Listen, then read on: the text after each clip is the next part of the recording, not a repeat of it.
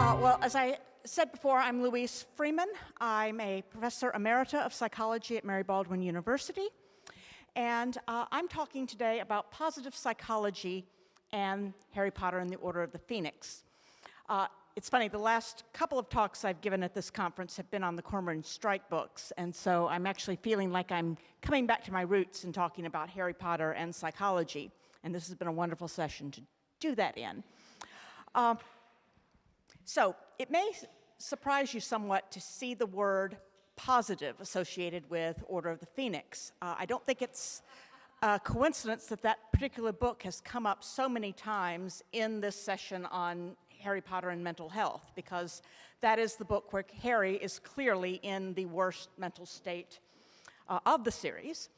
And it's generally considered the darkest of the 7 Potter books.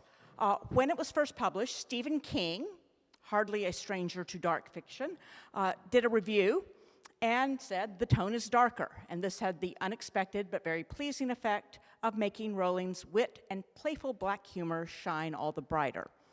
So, but both favorable and unfavorable reviews of this book commented extensively on how much darker the series had gotten. Order of the Phoenix is also the only one of the 7 books where the author has made early outlines available. A 1-page outline was published online in 2006, and in 2017 there was a 7-page chapter-by-chapter outline published, outlining her original plans for the book. Obviously there were many changes from the outline to the final finished volume. One of the most notable one was that Dumbledore's army was originally the name of the adult group, Dumbledore's group, whereas Harry's student group was called Order of the Phoenix. So that makes the title seem a little bit different to me. But what is remarkable when you look at the outline is how much darker the original story was, compared even to what we got. And so there were really 5 major changes that happened between the original outline and the final book that really actually served to lighten up the story considerably, make it more optimistic, more upbeat. So compared to the outline, the final book had fewer Dementors and fewer Occlumency lessons with Snape. Okay. However, there were several things missing in the first outline that wound up being added to the book that had a big effect on it. One was these great escapes by the Weasley twins and by Dumbledore. Another was Ron's Quidditch victory at the end. And finally, Luna Lovegood was entirely absent from the outline, but of course is a major player that wound up being introduced in this book and turned out to be very important in the series. So I am looking through this through the lens of positive psychology and how all 5 of these changes are connected in that framework and how they then sort of work together to lighten up the series. Now, positive psychology, the name most associated with that is Martin Seligman, who was president of the American Psychological Association in the late 1990s. And his goal as president was to make a change in the field of psychology to shift the preoccupation from repairing the worst things in life to building the best qualities in life. So, as he put it, psychologists were very focused at this low end of the bell curve of mental health, helping treat and prevent mental illness, which of course is very important. But very little attention was being paid to this upper end, to the people that were not just mentally healthy, but actually flourishing. So what Seligman wanted to do is to do more studies in that area, figure out what was going on with these people that made them so healthy and so strong, and figure out if there was any way we could move more people into that phase of the bell curve. So that is what he started with the positive psychology movement. Now, Seligman himself is actually associated with a rather negative aspect of psychology, or certainly some very disturbing experiments, he was the one who first identified this phenomenon called learned helplessness, where his initial experiments involved dogs. They were put into a box where they were subjected to electrical shocks that they could not escape. And later, they were placed in a different box where the floor was also electrified there, but all the dog had to do was walk over a very short wall to the other side, and it was escape the shock. And it turns out many of these dogs who had been in the situation where they could not escape the stressor wouldn't even try to escape this one that they now could. So they had learned that they were helpless, and that's what Seligman called this. So this phenomenon has been seen in many, many species, everything from insects all the way up to humans. Seligman, interestingly, eventually switched all of his research to using humans. But it's actually been very helpful for understanding some human conditions where people seemingly are in a bad place that they could take some relatively simple steps to get out of, but either cannot or will not. So these include clinical depression, Stockholm syndrome, undue influence or brainwashing, and battered women's syndrome.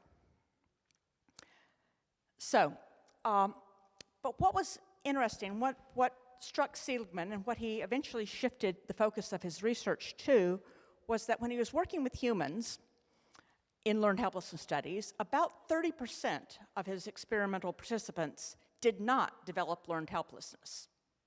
So Seligman became interested in, well, what makes these people able to resist this phenomenon?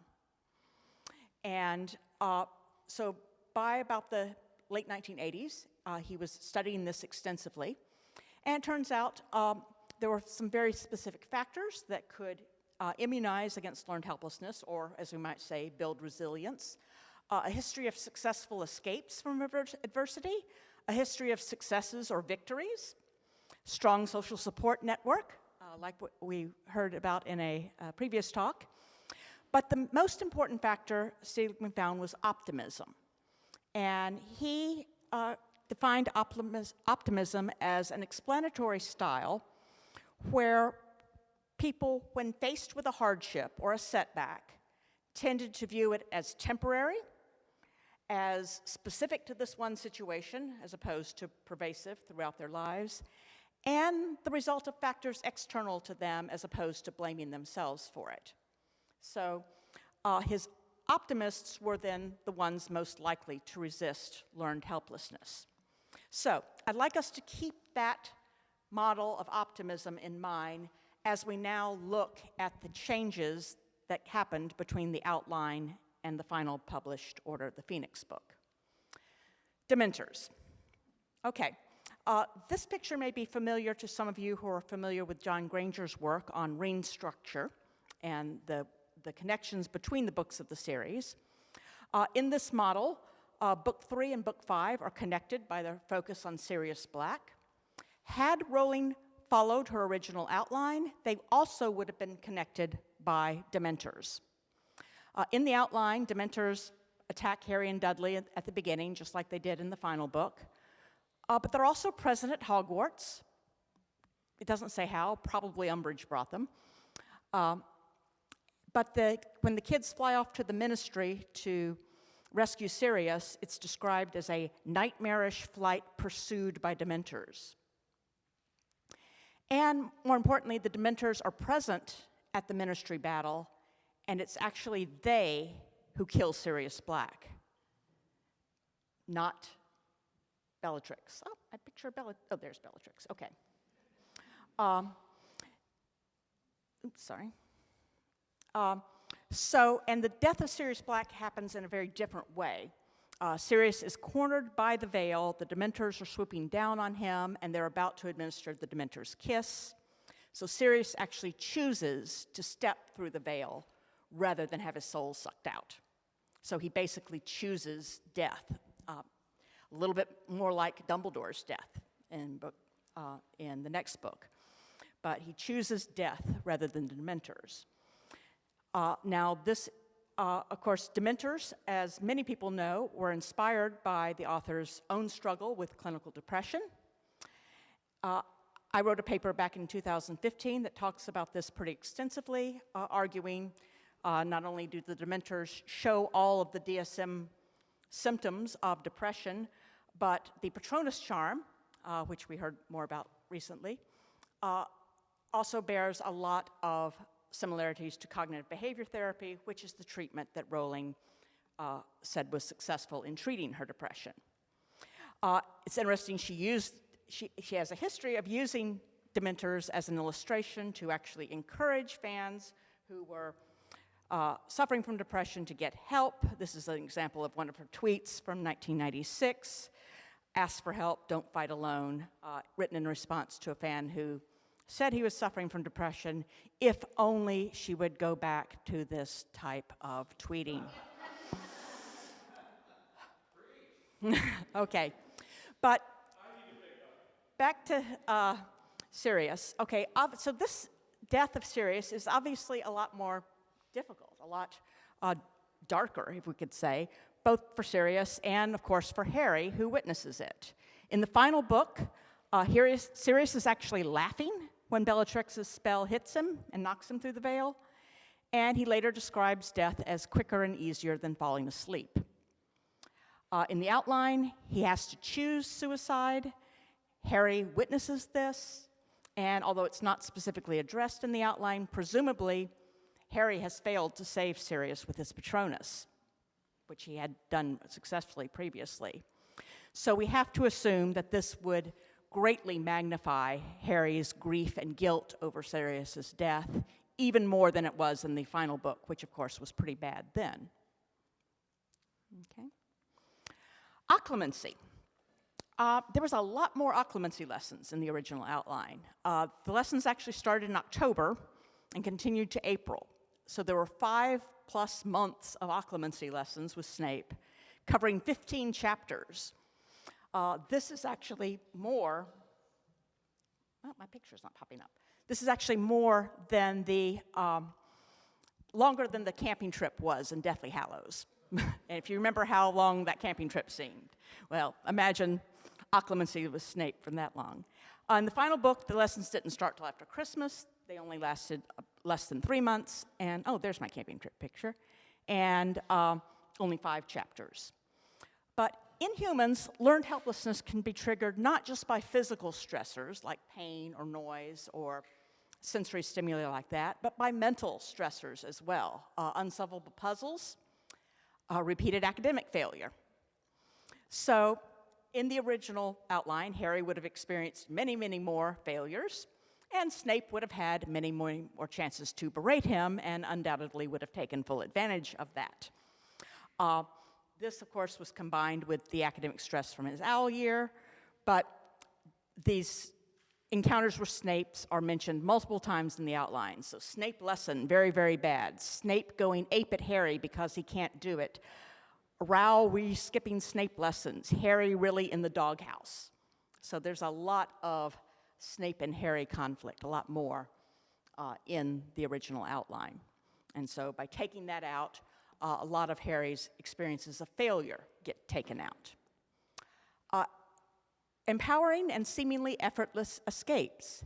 In the outline, Dumbledore is arrested and taken to Azkaban, and Fred and George are expelled. In the final book, of course, we had this wonderful scene when Dumbledore knocks out all the Aurors and Fudge and Umbridge with a single spell, and then escapes with Fawkes. And of course, we had the Weasley twins' wonderful Accio brooms, where they summon their chained-up brooms back and fly off into the sunset. Brent, of course, talked about the importance of that in his presentation. But we know from some of Seligman's early work that a history of escape, either experienced or witnessed, can actually help immunize against learned helplessness. Even in some of Seligman's early work with the dogs, what he found is that he pre-exposed the dogs to a box with shock, but a box that they had a button they could press with their snouts to turn off the shock. If they then were subjected to the unescapable shock paradigm, they would not develop learned helplessness. So if they had a history of escape, it helped immunize them. So seeing these escapes would have been very important. And again, as Brent pointed out, the twins' escape was especially important because it inspired many more students and faculty to defy umbrage. If you recall, Harry was waging his umbrage resistance, shall we say, single-handedly at the start of the book. And later, he was joined by his Dumbledore's army friends, but it was really after the twins' escape that the whole school starts rebelling, and whole classes start defying umbrage, and the teachers stop cooperating with her, and she winds up pretty much isolated. So these escapes, again, not in the outline, but I think were very important to fostering a sense of optimism in the book. Vicarious victory. In the outline, it never mentions Ron becoming Quidditch keeper. And in the first Quidditch match, it's only Harry who attacks Malfoy and his band. Fred and George are not part of that fight. But by the final Quidditch match, it happens after Fred and George were expelled, and Gryffindor is, quote unquote, flattened. So they don't win. They don't win the cup. Ends the season in defeat. Now, this does make Ron's nerves and his need for the Felix Felicis placebo effect in Half-Blood Prince a little bit more understandable. But in the final book, of course, Ron overcomes his nerves. This is another escape from adversity that Harry gets to witness. He secures victory in the Quidditch Cup for Gryffindor, and he's able to turn the Slytherins mocking Weasley's Our King song against them. So one of the last cheerful moments, actually, in that book is this wonderful victory of Ron. Again, there's no mention of it in the outline. And finally, Luna Lovegood, of course, was introduced in Harry Potter and the Order of the Phoenix.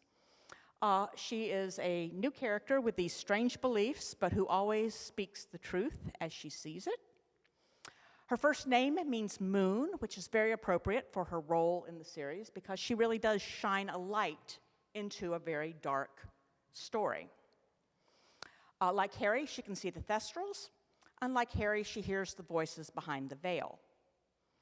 And interestingly, it is Luna alone who can give Harry some comfort after Sirius's death.